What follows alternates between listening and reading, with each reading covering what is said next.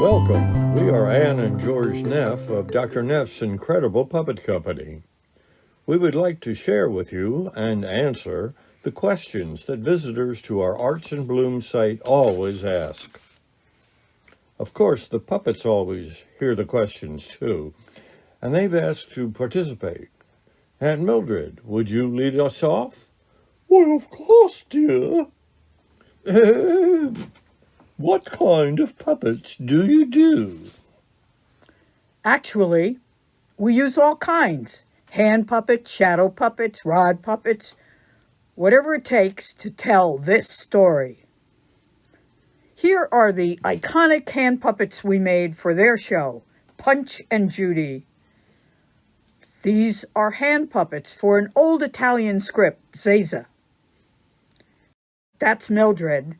Chet the Boxer and Elphys, who are here, are the backbone of our peanut butter players, who star in 6 shows. They even put on a shadow show in their Elves and Shoemaker. Oh, our matriarch, Mildred.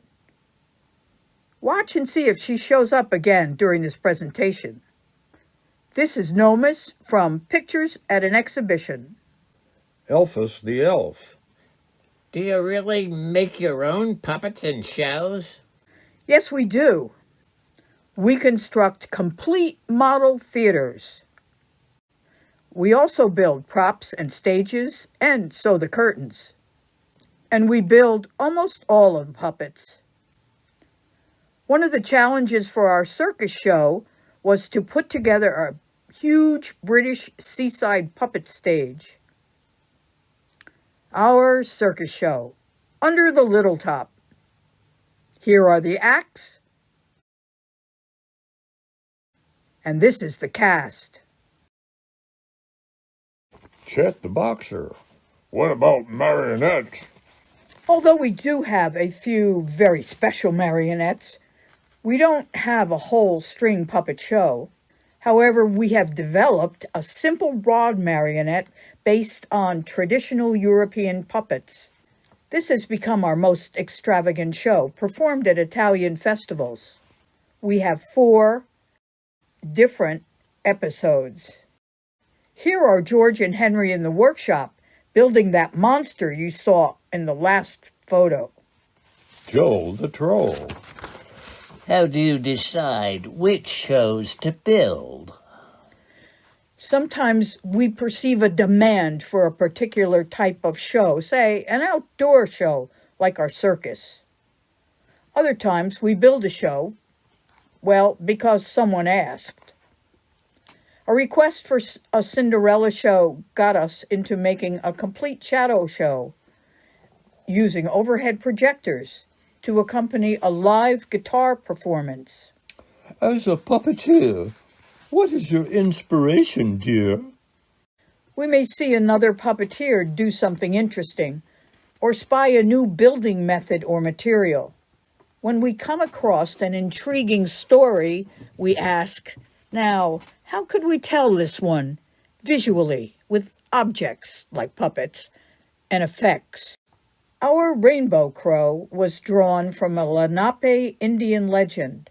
It was fascinating to do the effects and get the permission to perform this from the Lenape storyteller. What are you doing now? We've scaled down a bit and braced model or toy theater. There is a chant to describe toy theater. It's got an arch, it's miniature, it's made of paper, it's flat, and you can do it yourself. Except that we attach our paper to wooden frames for stability and longevity. This was our first attempt. Here's the Nativity, a demanding venture. This proscenium, that arch, frames our original toy theater production of Rip Van Winkle. Here are the flat characters from Rip. They entered on sliders from the side. This last is the photo of Treasure Island Library, a show yet to be completed. Well, do you put on shows here? If not, then where can we see your shows? We rarely perform here, but we will perform almost anywhere else people would like to see one of our shows, except at birthday parties. Here you can see us performing in a private home for a large audience, in church, at an Italian festival, and in Crockett Park. Can I come here to learn to be a puppeteer? I'm sorry, no. At least, not yet. But we do put on workshops and teach puppetry at a lot of other places. Retired from Rowan University, we found ourselves asked to teach puppetry at venues like the Salem County YMCA, at puppetry festivals in Atlanta, and even for grown-ups at the Salem County Art League.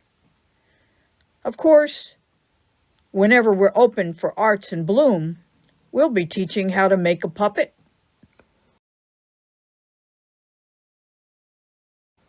We also rehearse here. This is true. We rehearse here at the farm sometimes late into the night. There is a group of dedicated puppeteers who have worked with us through the years, all of them George's former students. We couldn't have done all this without them. I would like to give a shout out to acknowledge Mary Benson and Jeff Cleve, along with Pat Ahern, who's not pictured, and most especially the late Henry Garrison, who all live on in the company's puppetry creations. One last question. Why do you do all this? It looks like so much work. It's very satisfying to create things, to make something you are proud of, and to perform that production, one from which other people take pleasure. Yes, it is work, often hard work, under time pressures. But in the end, or at the end, it really is fun. And these people seem to think it's fun too. It is magic when a young person believes. It is fun when people, a kid, want to try puppetry. It is fun when someone buys into the magic and kisses a puppet's hand. It is fun when we look back at what we have done. We have been involved with Arts in Bloom since 2009. This photo is one of our first show. One year, an Arts in Bloom visitor introduced herself as a neighbor from down our own road. She said, "You know, I've always wondered what you do back here." After coming to visit, she learned. And now, so have you. Basically, George and I have been taking a merry romp through the magical world of puppetry during these years of Dr. Neff's incredible puppet company, which will be celebrating its 40th anniversary in 2020.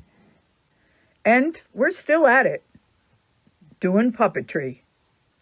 The calls still come in to put a show together and perform, like this toy theater presentation we did in January of 2020. Thanks for watching. Ta-ta. Bye now. See ya. Oh, goodbye. Hope to see you in the fall.